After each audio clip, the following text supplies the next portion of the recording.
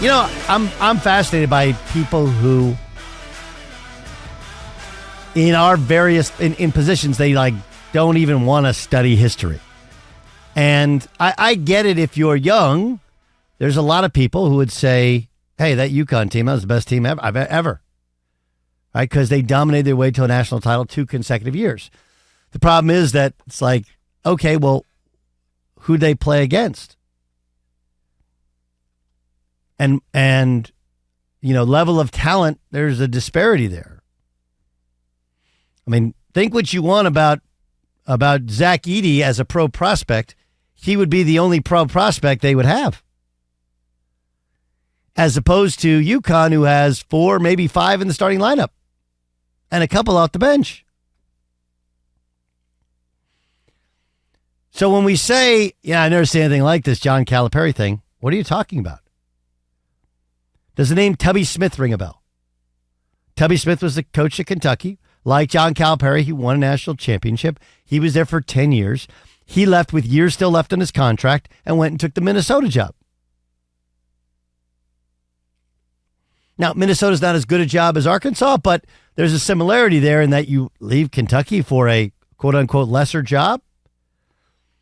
Yeah, you get out before you got fired, and you reset your shot clock, if you will. You restart it.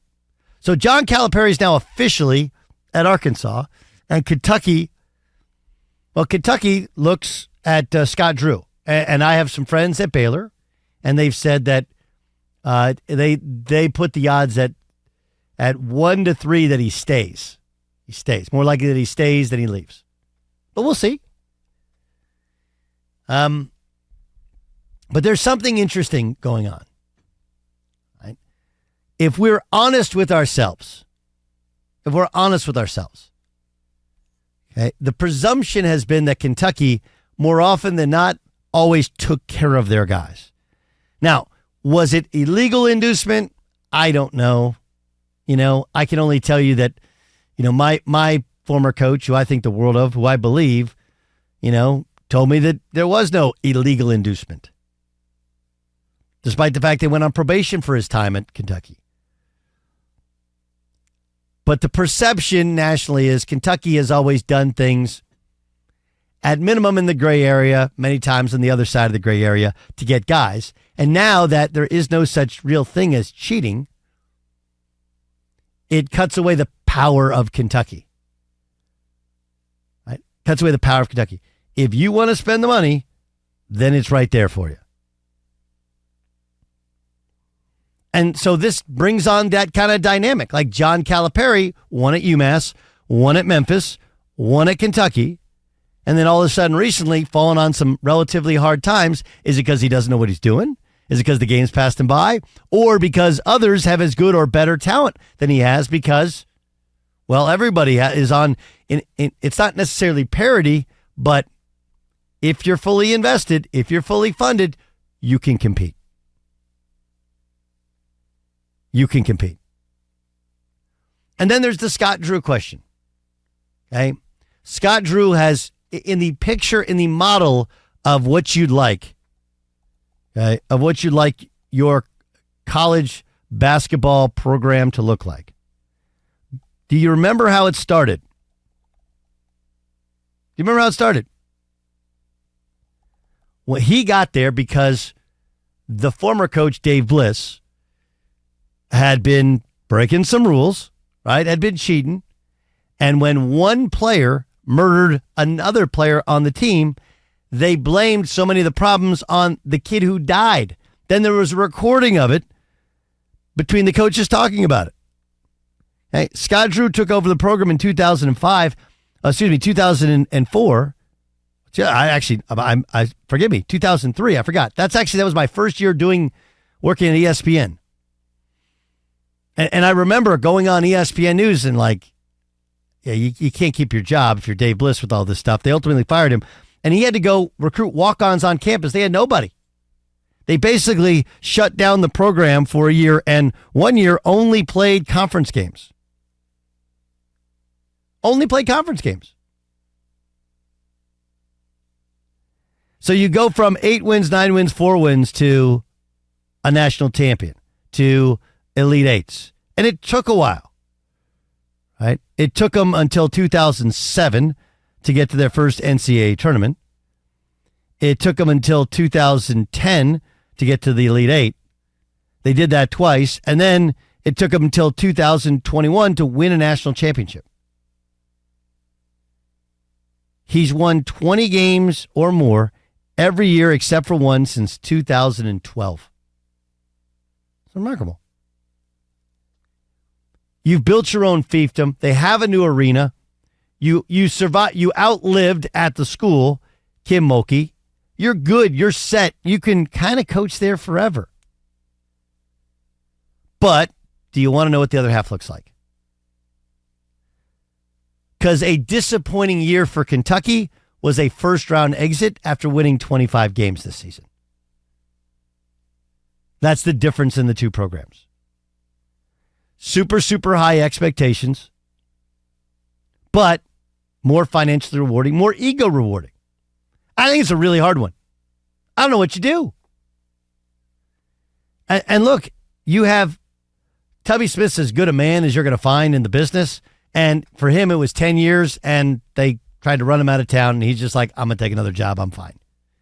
John Calipari is as respected a guy for performance and putting guys in the pros and compete at the high level as anybody's ever done it. And 15 years, he was done. I know everybody says don't mess with Happy, but I don't know. Do you go after the brass ring? Do you go after the brass ring? Your margin for error, even at Baylor, who's been incredibly successful, is more slight than it is at Kentucky. It just is. On the other hand, your expectations at Kentucky are much higher than they are at Baylor. And I just wonder what that's like to kind of work through and talk through with yourself and try and figure out. You know? And there is one thing about Kentucky's money, and there could be a whole lot of it. But now all these coaches are so well compensated that could you use $4 more million a year for the next 5 or 6 years? Absolutely. But at what's the expression? At what price paradise? At what cost? You're already making $4 or $5 million, and your house is likely already paid off. All this money is getting put away, and it's money that you can't know do you want to actually spend anyway.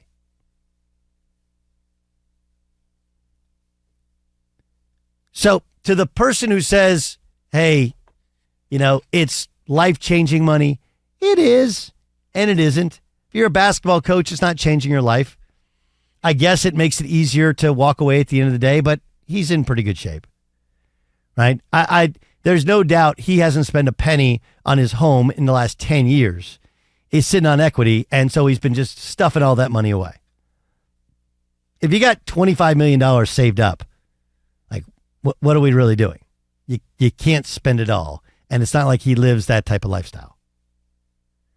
But why did you get into the sport?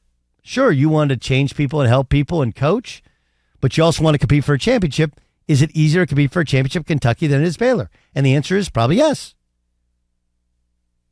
Everything is sacrifice. Everything is sacrifice.